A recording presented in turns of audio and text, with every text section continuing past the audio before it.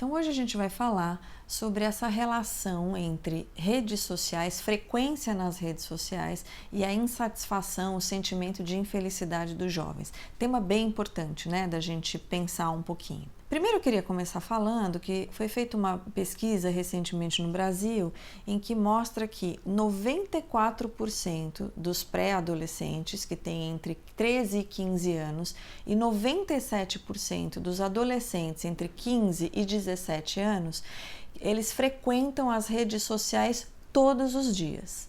E quais são essas redes sociais? São basicamente WhatsApp, Instagram e Facebook. Uma outra pesquisa que foi feita na Universidade de Montreal, no Instituto de Psiquiatria da Universidade de Montreal, também recente, estabelece a mesma correlação entre o índice de visibilidade, o tanto que os jovens acessam as redes sociais, e o aumento da depressão. E bom, vamos começar a pensar sobre isso. O que será que esses jovens veem nas redes sociais? O que é mostrado nas redes sociais? Geralmente momentos de felicidade, né? Então são mostrados viagens, corpos que são muito bonitos, perfeitos, momentos de conquista, basicamente então momentos em que as pessoas estão muito felizes. Não são mostrados fatos geralmente do cotidiano da pessoa, o que de fato ela vai vivendo no dia a dia e no cotidiano.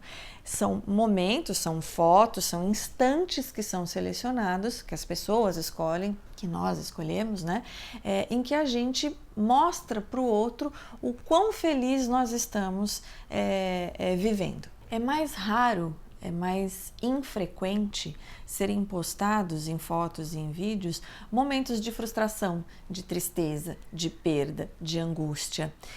Acontece disso ser mostrado, mas geralmente em casos mais extremos, né? Como por exemplo quando se perde um ente querido, quando alguém da família morre, aí se posta uma foto, se faz uma homenagem. Mas essas tristezas que a gente vai vivendo no dia a dia, as frustrações que a gente vai vivendo no dia a dia, as angústias, as dificuldades, elas não são postadas nas redes sociais. E aí fica a sensação, para quem vê, de que o outro tem o corpo perfeito, de que tem o relacionamento perfeito, de que tem muitas vitórias, muitas conquistas no trabalho, ou seja, de que o mundo do outro está muito relacionado à perfeição, ao que há de melhor. E aí, o adolescente, que é aquele que está vivendo uma fase de transição, de muita insegurança, de medo, de faltas, embora faltas todos nós vivamos, mas os adolescentes têm isso muito acentuado, ele se depara com essas imagens e fica parecendo que essas questões são só deles, que o outro ele não vive a falta, que o outro não vive a incompletude, que o erro, a questão da incompletude estão com ele. E isso tudo gera uma sensação de feiura, de inferioridade, eu sou menos que o outro, meu corpo é feio, de incompetência, de insegurança e também de solidão. Um estudo americano foi feito há algum tempo discutindo essa questão do sentimento de infelicidade dos jovens de hoje. Embora seja americano e a gente precise contextualizar o que é dito ali, a realidade americana, eu acho que ele traz elementos que são interessantes para a gente entender e para ajudar a gente aí a pensar sobre essa questão que a gente vive hoje. Então vamos pensar primeiro que o estudo fala sobre jovens de classe média. Então estamos falando aqui de jovens de classe média alta, tá? É desse jovem que nós estamos dizendo. Então o que diz esse estudo pra gente? Ele fala assim, os jovens de hoje, eles são netos de uma geração que estava muito preocupada com a estabilidade. Então o desejo era de ter um trabalho que fosse estável, que garantisse segurança, uma casa e um carro. Esses eram os maiores objetivos dessa geração. Então, a preocupação era em conseguir essa conquista da estabilidade econômica, e a felicidade estava relacionada a esse sentimento de segurança. Essa geração, veja que a gente está falando dos netos dos nossos jovens de hoje, ela estava muito preocupada também em que seus filhos conseguissem carreiras melhores do que as deles, para que os filhos tivessem uma estabilidade econômica maior ainda do que as deles. Então havia uma preocupação muito grande com o estudo desses filhos. O que se acreditava é que não iria se deixar necessariamente herança financeira para os filhos. A herança estaria relacionada à possibilidade daquele filho ter uma educação muito boa, né? E que isso pudesse fazer com que ele conseguisse aí a estabilidade econômica dele de uma maneira melhor do que a dos seus pais. E o que aconteceu com os filhos dessa geração, que são os pais dos nossos jovens de hoje? De fato, eles prosperaram mais do que os seus pais. Eles conseguiram ter mais estabilidade econômica e um valor aí quantitativo, né, financeiro, muito maior do que os seus pais. E eles, então, criam os seus filhos, que são os nossos jovens de hoje, com um sentimento de otimismo. Então, essa geração é uma geração mais otimista, é uma geração que acredita na possibilidade de crescimento, acredita que através do trabalho, né, e do estudo, que é possível se conquistar aí o que se sonhou. E é isso que vem para os filhos dessa geração, que são os nossos jovens de hoje. Eles são criados com uma sensação de otimismo, de que tudo é possível, de que basta sonhar para que o que ele sonhe se realize. E tem uma questão bastante importante que esse estudo mostra para gente, que é assim, essa geração acredita que é especial. Então, os jovens que são criados por essa geração, eles são otimistas, eles acreditam que basta sonhar para que o que ele sonhou aconteça.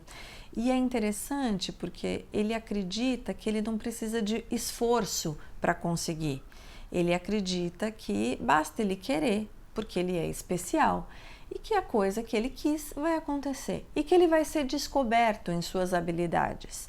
São jovens muito ambiciosos, que vêm aí muitas vezes, inclusive, com preocupações interessantes sobre o planeta, sobre sustentabilidade, sobre saúde, mas que tem esse viés do achar que não precisa se esforçar muito, de que basta ele ser especial, que ele já acredita que é, para que ele consiga desenvolver o seu projeto. Vejam que a preocupação mudou de uma geração para outra, né? Ela não é mais a carreira segura, a estabilidade financeira, a casa própria. A preocupação agora é a concretização desse sonho, de algo que ela acha que é importante fazer. E aí vamos pensar, esse jovem acredita que ele é especial, que ele é único praticamente nas suas potências e habilidades, que ele vai ser descoberto, que ele tem um sonho que ele quer realizar e que ele acredita que pode ser realizado de uma forma mais fácil, que é quase como se tivesse garantida a realização desse sonho. E ele entra no mercado de trabalho, ou antes até, ele entra na faculdade. E o que começa a acontecer ali? Ele começa a sofrer pressões, exigências, ele se dá conta de que ele precisa de um tempo para que o sonho dele seja realizado, ou ele se dá conta que o sonho dele não vai poder ser realizado nesse momento, e aí ele começa a se frustrar. E esse jovem é um jovem que tem uma dificuldade de lidar com a frustração, porque parece que ele não foi educado para se frustrar. E aí a gente tem um primeiro problema, porque esse jovem, muitas vezes frustrado, ele começa a desistir dos seus sonhos. Ele se dá conta que existem outras pessoas que são tão especiais quanto ele, porque estão preparadas da mesma forma que ele está. E ele começa a perceber também que tudo o que ele planejou não vai acontecer de uma forma imediata, que não está garantido como ele imaginava. E isso gera uma desilusão bastante importante e significativa. E veja que, somado a isso, a gente ainda tem hoje a questão do quanto esse jovem acessa as redes sociais. Falamos lá atrás que a maior parte dos nossos jovens acessa as redes sociais todos os dias. E o que ele vê lá nas redes sociais? O que a gente também já falou: corpos perfeitos, relacionamentos perfeitos, as pessoas tendo muitas conquistas, vivendo momentos de felicidade. E aí, o que fica para ele? Eu que não estou conseguindo, tem algo de errado comigo. Eu que não estou dando conta, porque todo mundo tá, menos eu. E aí a gente começa a entender a relação que tem o modo como esses jovens vão sendo criados e a sensação de infelicidade dele. Não é que a comparação não existisse antes em outras gerações. Claro que elas existiam na escola, na faculdade, no trabalho.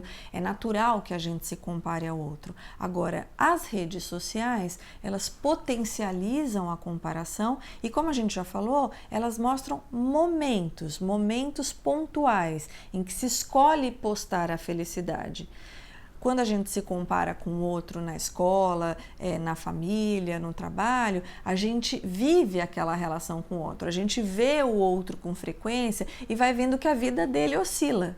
Enquanto que nas redes sociais não, a gente só vê aquele momento postado e a partir daí a gente começa a imaginar que a vida do outro é sempre assim. E o ponto não é a gente não permitir que as nossas crianças e os nossos jovens não tenham acesso às redes sociais. Claro que eles precisam ter acesso às redes sociais. A questão é a gente, como família, ensinar esses jovens, esses adolescentes e as crianças, porque as crianças já começam a frequentar redes sociais, né? A ter um senso crítico sobre o que é visto. É mostrar para eles que aquilo que é postado ali é algo pontual, é algo que a pessoa escolheu postar, que aquilo não reflete a vida dela, o dia a dia dela. Que na vida a gente tem muitas dificuldades, que a gente tem muitas frustrações, ela não é flat, ela não é feita só de momentos de felicidade. Os momentos de felicidade, eles existem, mas são momentos, eles são pontuais. Isso a gente precisa conseguir falar para os nossos jovens, para ajudá-los a circularem ali pelas redes sociais. Uma outra questão que eu acho importante também, que nós precisamos ensinar aos nossos adolescentes, é que a vida é feita de dificuldades. E que a vida é feita de frustrações e que a gente não consegue tudo rapidamente, que o sucesso, ela depende de uma equação que muitas vezes é difícil, que relaciona tempo, mais investimento, mais esforço, mais estatística, né? Ou você está no lugar certo, na hora certa. Então são vários fatores aí que contribuem para o sucesso. Não basta a gente sonhar e a gente ser muito bom no que faz para que o sucesso esteja garantido. Tem um trabalho aí que precisa ser feito, tem um processo que precisa ser vivido. Então a gente precisa ajudá-lo a perceber que a vida, ela não é tão imediata como ele imagina. E nesse sentido, a gente vai sempre ter que lidar com a falta. A falta, ela sempre vai existir. Essa completude, essa ideia de completude, de que o outro tem um corpo perfeito, tem um trabalho perfeito, tem um relacionamento perfeito, isso não existe. É importante que o jovem saiba sobre isso, que a falta nos acompanha, que a perfeição, ela nunca vai existir. E um último ponto que eu também acho bastante importante é a gente conseguir mostrar para esse jovem que ele pode ter 5.000 amigos lá nas redes sociais e se sentir só. Ou seja, não é a quantidade de amizades que ele tem, a quantidade de likes que ele tem, que vai fazer com que ele tenha uma sensação de completude, de autoestima elevada, e nem que ele vai estar acompanhado na vida.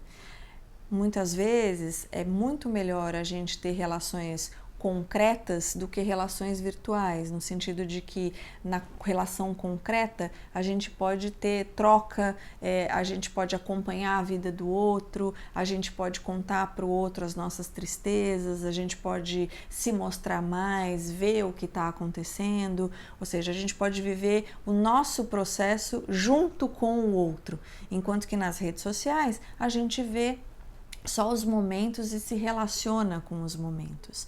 Então, muitas vezes, e aí a gente não pode generalizar falando que é sempre assim, mas muitas vezes nas redes sociais as relações elas ficam muito superficiais, muito efêmeras, e isso também contribui para a sensação de solidão. Por hoje é isso, espero que tenham gostado e que tenha contribuído para as reflexões de vocês. E queria falar que, como a gente tratou hoje do tema, a gente falou um pouquinho, né, sobre o tema do corpo, do modo como a gente vê o corpo do outro, como o corpo é exposto nas redes sociais e como que a gente se relaciona com isso. Eu pensei de no próximo vídeo a gente falar mais especificamente sobre esse tema, a corporeidade, que é como a gente vive o nosso corpo. Espero você lá!